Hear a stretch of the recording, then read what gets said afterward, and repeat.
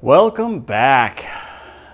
In this episode, we are going to take care of something that I've wanted to take care of for a couple of years, maybe 2.5 years ago when I put this motor into this car. Wasn't super happy with the routing of the power steering and the cooling system, the radiator fluid. So we are going to address both of those things.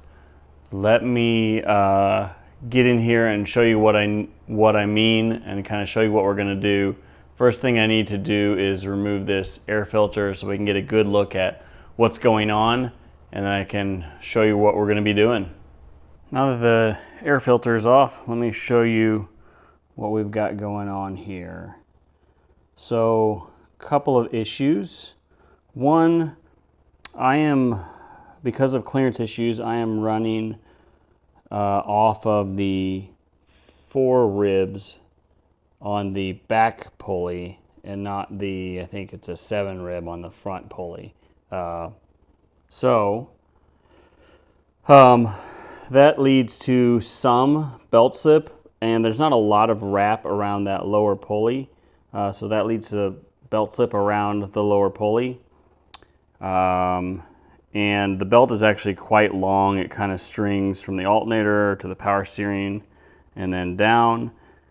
And I'm not running a water pump, a stock water pump. I'm running a electric water pump right here.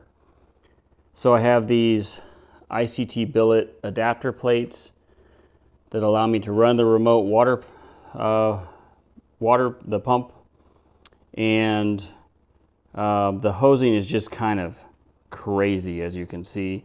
Water comes out of the top too, because it comes out of the top on both sides of this block.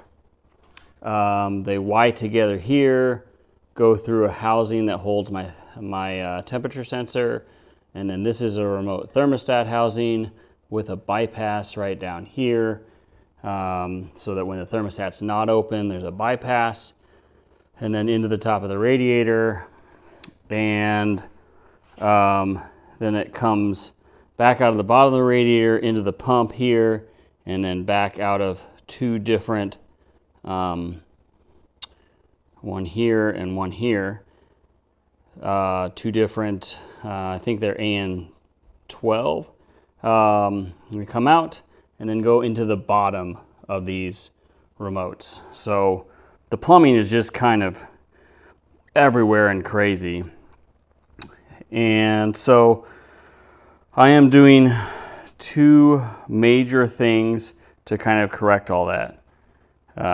We are going to rip all that out. I don't have the block yet, but there is a company now that makes, I don't think it was available when I first got this engine, 4 years ago. But they make a block. It's supposed to arrive in the next couple of days. That is a 1-piece billet block that spans both of these ports, and it allows you to use just the ports on this side while pushing water. Once I get it, I'll show it better, but maybe I can throw an image of it up on screen. But it allows 2 16 AN ports on this side, or you can actually flip it over and do it this side, but I'm going to be using this side. So 16 AN, 1 for in and 1 for out, and so I can fix some of this kind of wiring and use a more direct hose route for the coolant. And then the other thing I'm doing is going to an electric power steering pump and getting rid of the belt-driven power steering pump. And I've got that one over here already. I've done a ton of research. Lots of guys like to use the Volvo pumps, but I've seen some stuff that indicates that the Volvo pumps do not perform well in more racing applications where a lot of steering input is required, quick steering input like drifting, or in my case, autocross. And so this is the SW20 MR2. I think it's the 2nd gen MR2 power steering pump. Actually, it might be still the 1st gen, but a later version of the MR2. I think it's, I don't have the dates in front of me, like 91 to 95 or something like that. Anyhow, this is the electric power steering pump. This has been used by some professional drift teams, so I know it's holding up well. And so we are going to figure out a place to mount this electric power steering pump. And with that, I'm going to have to wire in some electrical, because that thing pulls like 60 amps or can pull up to 60 amps, and then reroute the hose for the power steering pump. So the thought right now is the pump will mount right here, and then I'll probably relocate the water pump, so power steering pump here, and relocate the water pump over there and simplify a lot of the hose routing, and really just kind of clean this up and probably remove 15-20 pounds from the front of this thing, I'm thinking. So once we get everything cleaned up, and actually push the weight further down closer to the ground. So first step is to drain this system out and start tearing out all these hoses so we can start mocking stuff up and figuring out where things are going to go. Remember that old Corvette sitting in your garage? You stripped her down to nothing, threw away the past, built something wild and dangerous, something made to last. Now you're standing proud beside her, heart beating fast. Death car, rolling like thunder. Death car, tearing the world asunder. Every head turns when you pass, every neck breaks looking back. Death car, you're never coming back.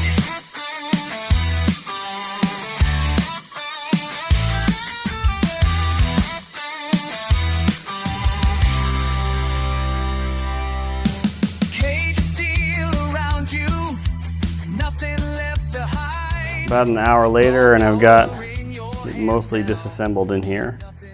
I took the old belt up and zip tied it here, all the excess out, so I get an idea of where the new belt is going to route. I can tell immediately, like, I shouldn't need this idler pulley. This also has an adjustment when I built this bracket to pull it up, so I can get the tension I need on the alternator just by pulling the alternator up.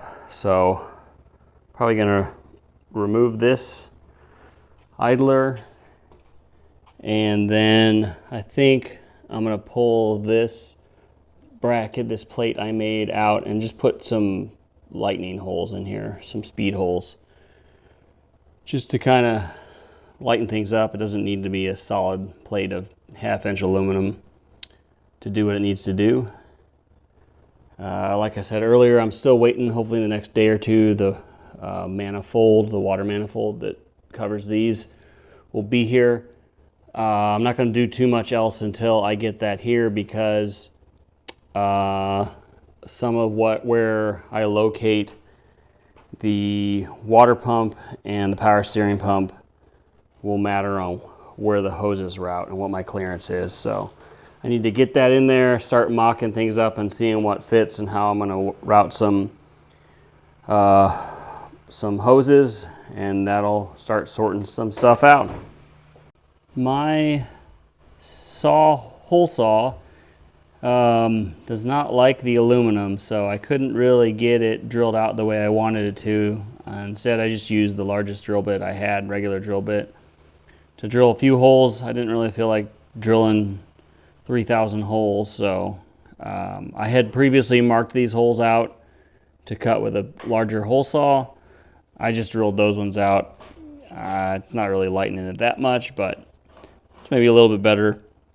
Maybe one day I'll come back and take the time to really maybe get a hole saw that's meant for aluminum, but it is what it is. We're gonna move on to the next thing.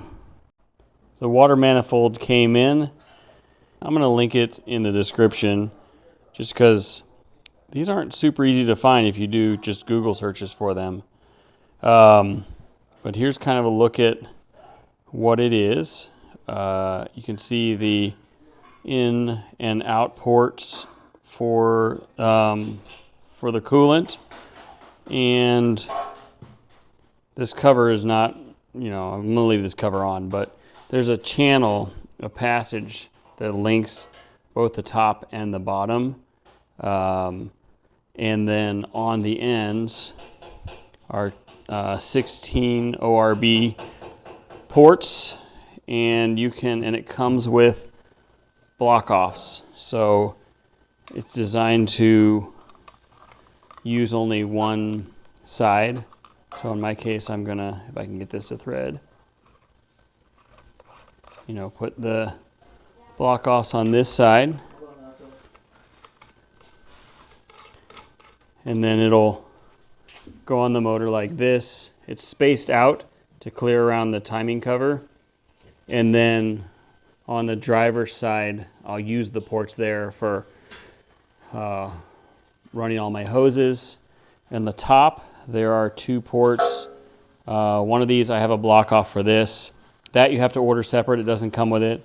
And the other one, I will put my temperature probe in, and then that will get rid of the need for this temperature manifold that I had in the old hose. So it'll simplify the hosing, allow me to put the temperature probe directly into the manifold, and clean everything up. So the one thing it doesn't come with is longer bolts. So you can see how thin the manifolds I have for the remote water pump that came with the ICT billet. And it's, I don't know, 3/4 of an inch thick with these bolts. The ICT billet ones came with the bolts, but these are obviously a lot thicker, probably 2 inches. So I'm gonna have to measure the threads on those and get some longer bolts so that I can bolt this thing down. Well, first major issue encountered. So I've got the manifold in there. I've got some 90s coming out on this side. That's going to be for the hose. The temperature sensor that needs to go in here should be showing up tomorrow, so it's not in there yet. But this manifold does not clear the belt, which I thought it would, but it does not. Strange that they would have designed it this way. But that means I am playing with getting a pulley down here, and the belt is going to route underneath. If I don't know if you can tell with this lighting, but if I go under and then up to the alternator, we should be good. This pulley's a little bit too big, but I wanted, for test purposes, to make sure that this idea was going to work on the bolt hole that was already there. So I'm going to go shopping for a smaller diameter pulley on Amazon, see if I can find anything. This is also like an adjustable pulley. It's off-centered, and at certain edges it hits, like right now it's hitting the manifold. So I need a smaller diameter pulley, one, to not push the belt down so far, but then also to not hit the manifold. So gotta go find a pulley on Amazon and get that ordered, and then we can keep the belt from hitting this manifold. Lightning strikes. You built yourself a monster. Now you're both alive. Death caught, rolling like thunder. Death caught, tearing the world asunder. Every head turns when you pass.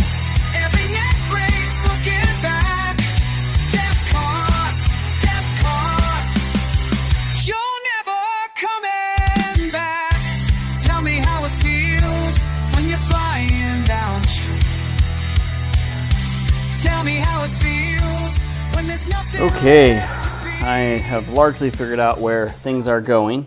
I have the proper size belt on here now with this pulley mounted in here, and upper rad hose is connected here. Lower, it's going to go through here. This Y is necessary because on the output side of the Missouri pump, however you pronounce that, the remote water pump, there are two 12 AN outs. One, I think it's like a 20 AN in, and then two 12 ANs out. So it's got to come from those two into this Y and then go into the motor. And the pump is going to sit here.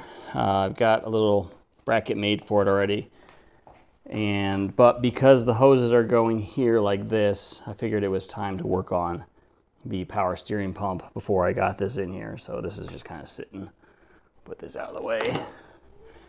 And then power steering pump will go here. I have already made a bracket. This is the power steering pump. It's got a threaded hole here. I just took a piece of aluminum, 1/8 inch aluminum I had around, bent it up, drilled some holes. This will fit in here like so. Mount on this side, and then mount to the two mounting points on the pump. So that's what that looks like. And then I've already put in some nut certs. And so the next thing I need to do is actually, if I can get my hands here, mount this plate like so. And then the motor will go in here. So let me get this mounted up and then kind of show you what it looks like. The inline for the high pressure side is down there where that rag is. It's covering the hole, so I didn't get metal shavings in my power steering pump as I was drilling holes for those nut certs. So we'll get this mounted, and then we can start figuring out length of hose for the high pressure side. I am not sure I'm going to keep the reservoir for the power steering pump over there. I may shove it down up front here, I'm not sure, or I might leave it there. Haven't figured that out yet. Probably going to mount some of the electronics down here. I need a 60 amp relay for the power steering pump and a 60 amp breaker. So I'm going to mount those down there and then see if I have room for the reservoir next to it. And that'll clean up that a little bit and reduce length of the hose and stuff. So let me get this bracket and the pump thrown in here. Okay, for anyone who's doing this in the future, it was hard for me to find any wiring information on this, and I just cut the connector off. However, in looking this thing over, it is actually labeled. It may be difficult to see, but you should be able to see it. There's a plus and a minus on these. So the black color, I'm colorblind, I think that's a black, is the ground, and then this kind of pinkish color is your positive. So just to confirm, if anyone's doing this, that's what your positive and negative are on these. And these don't have to be wired up at all. The pump just runs at full speed without it wired to an ECU, is from my understanding. I've not done one of these before, but all my research on internet indicates that. There's a look at the motor mounted in there. I am going to zip tie these up here, put some protection around this wire and zip tie it up here to keep it out of the harmonic balancer.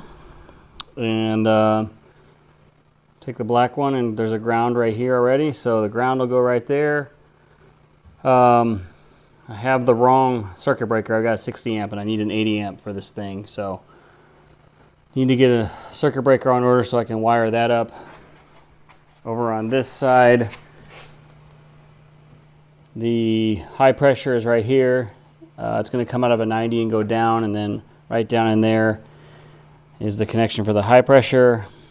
The low pressure return side is right here. It's kind of close to the steering column, but it won't get in the way. Nothing's going to touch, so we'll just have to be careful with how we route that hose up here or something, and then over or up to the can up there if we leave it up there. But that's a look at that. And then this hose for the inlet side of the water will go right over the top of it. Should be nice packaging once it's all done. Now she's everything you wanted, living out your dreams.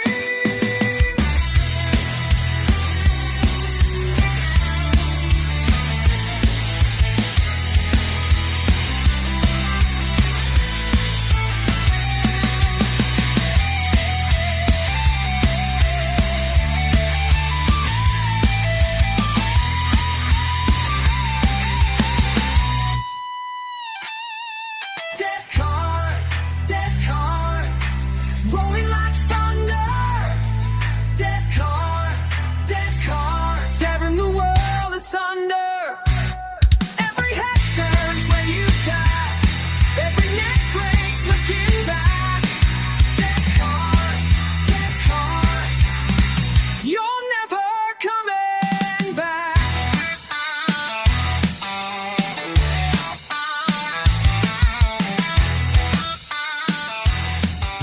Success.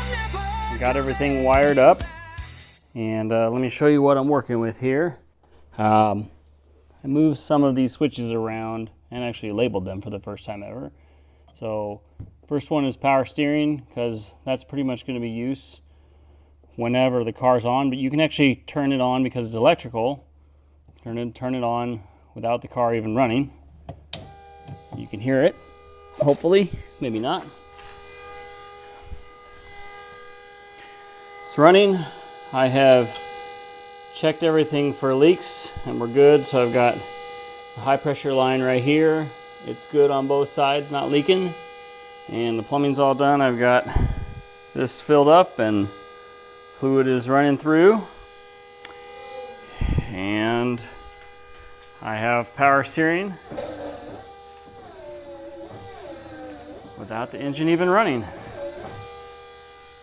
So it'll make it easy to push the car around,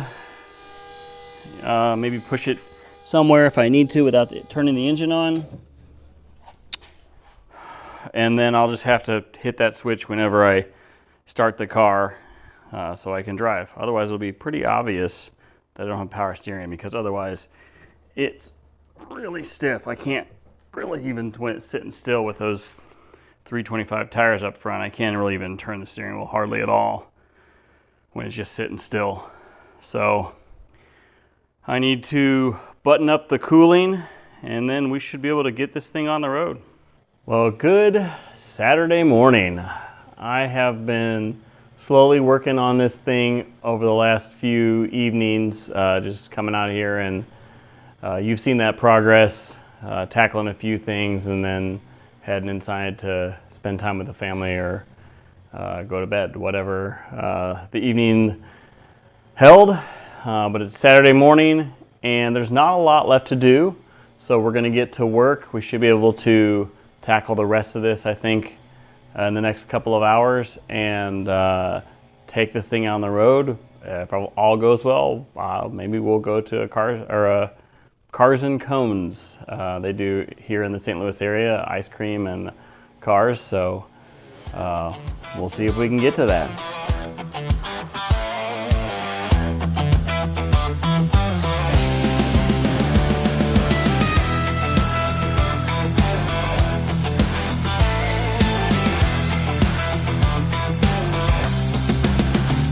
Got my foot down on the gas now.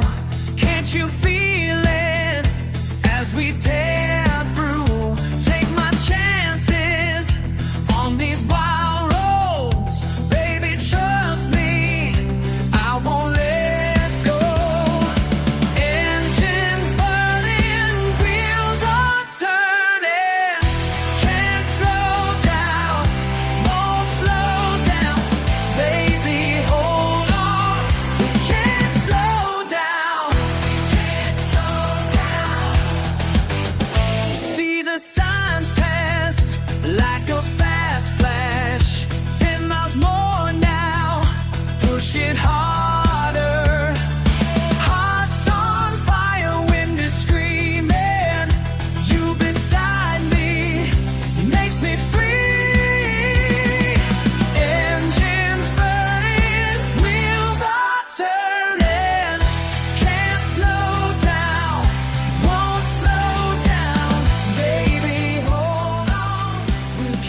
Okay, everything is buttoned up.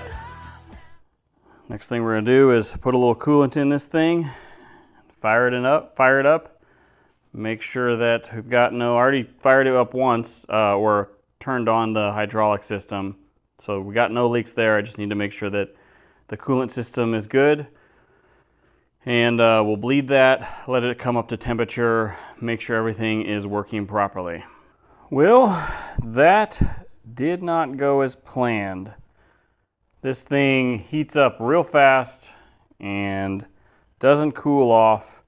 And maybe you've already thrown it in the comments if you saw it when I was putting this in, but I did a little research, and this pump is not designed to be mounted vertically. So I think I've got an air bubble in there, it's cavitating and not actually circulating the fluid like it should. So I've got to find a new way to mount that horizontally instead of vertically.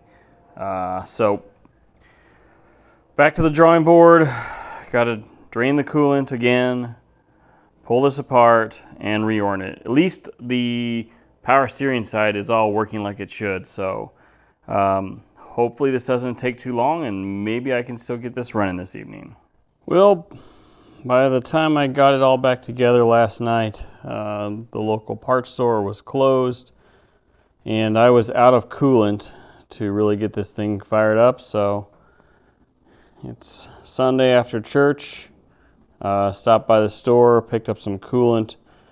I'm about ready to get this fired up now that it's kind of in a new configuration with the pump mounted horizontally. So we will get this started. Hopefully everything works like it should. Here's what it looked like before. And here's a look at the new configuration with the hosing cleaned up. Success! But I am not sure that I did actually have a problem before. Either way, the documentation says this pump should not be oriented vertically, so it's probably good I went ahead and looked at that documentation and changed it. However, I discovered my real problem is this temperature sensor here. So I switched from the Holley provided OEM style sensor that was in this housing before, and it's a 3/8 NPT threading on here, and I switched because this manifold, the water manifold, has an 1/8" NPT right here. However, that's a decoded digital, and this is Holley. Holley doesn't make a version in 1/8" NPT. They only make it in 3/8, unfortunately. So there is a different calibration. There's not a lot of good information about the resistance curve on this sensor.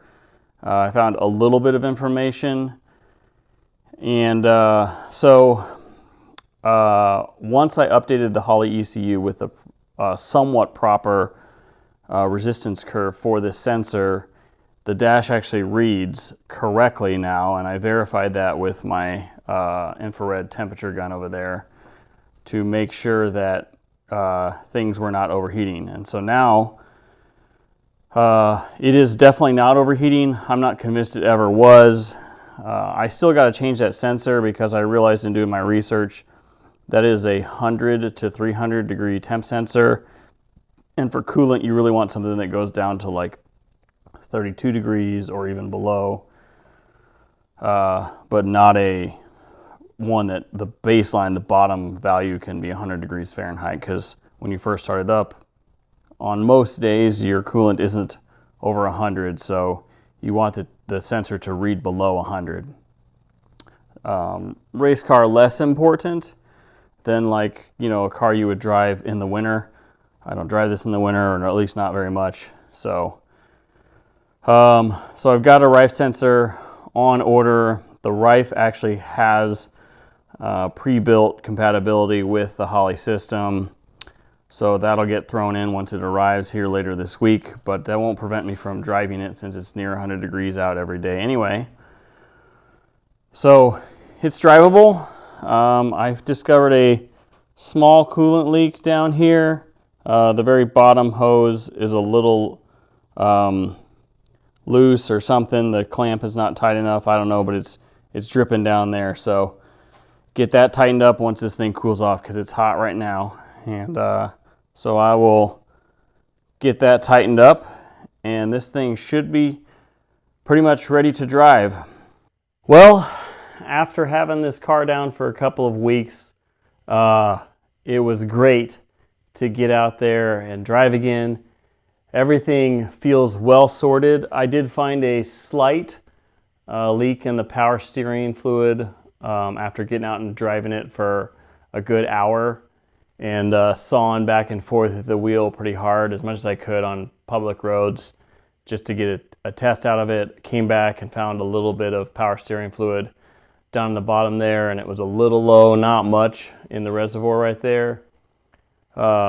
So when tightened the fitting that's on the top, it was probably a little loose, and it looked like it was leaking probably from the top. It might be leaking from the bottom too, but everything's really hot and I don't want to stick my hand down there because I'm going to burn it. So we'll have to check that later. But the top one could have been tighter. So put a wrench on there, tightened it down.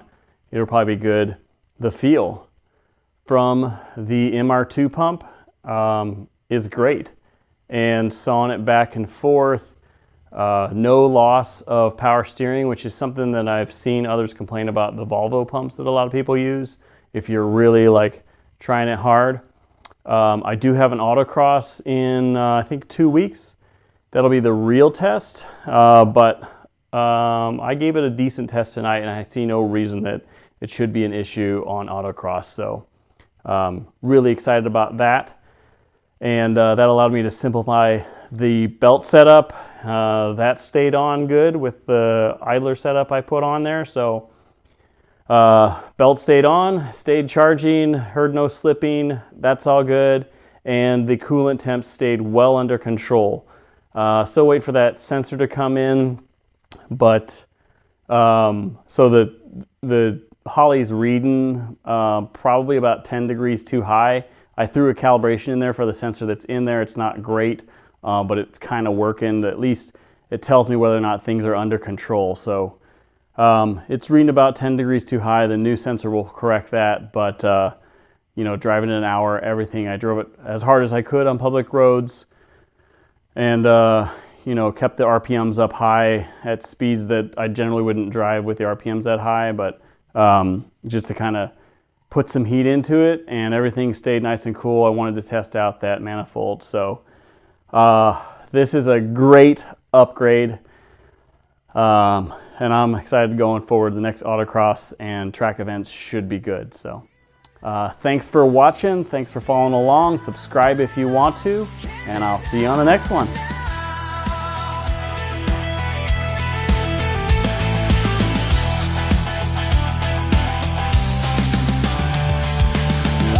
Keeps pushing, I keep running.